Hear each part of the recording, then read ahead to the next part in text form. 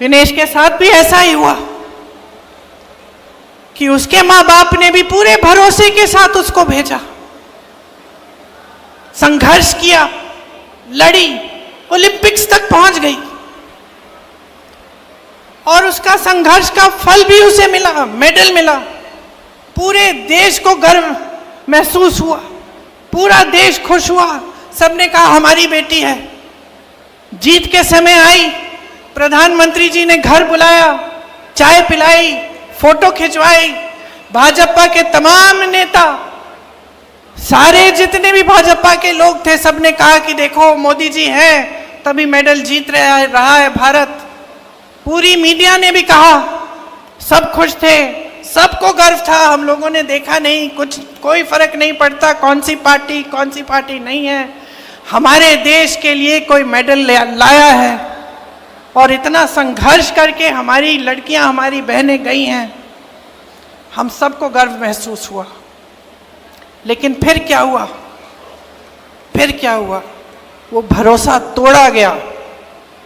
वो भरोसा जिसके साथ विनेश के माँ बाप ने उसको भेजा होगा, वो भरोसा जो विनेश के दिल में था अपनी सरकार के प्रति, अपने ओलंपिक्स के एसोसिएशन के प्रति, जिसके साथ वो इतनी दूर किसी और देश में जा रही थी अकेले, वो भरोसा टूटा। और क्यों टूटा? क्योंकि विनेश और उसके साथियों के साथ अन्याय किया गया।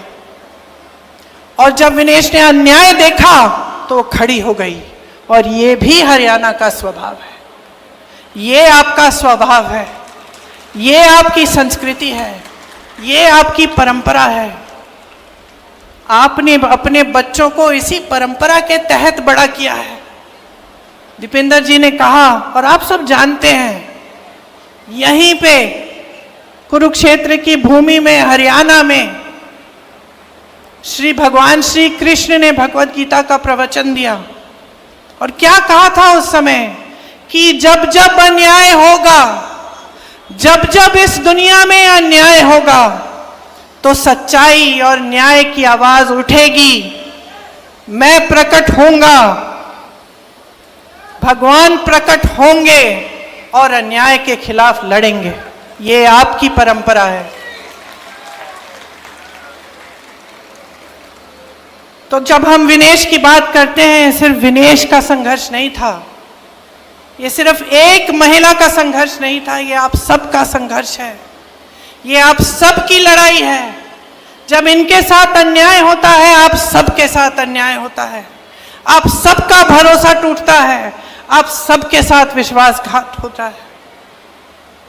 और आपकी परंपरा रही है, भगवत गीता की सीख से ही महात्मा गांधी जी ने हमारा स्वतंत्रता संग्राम चलाया।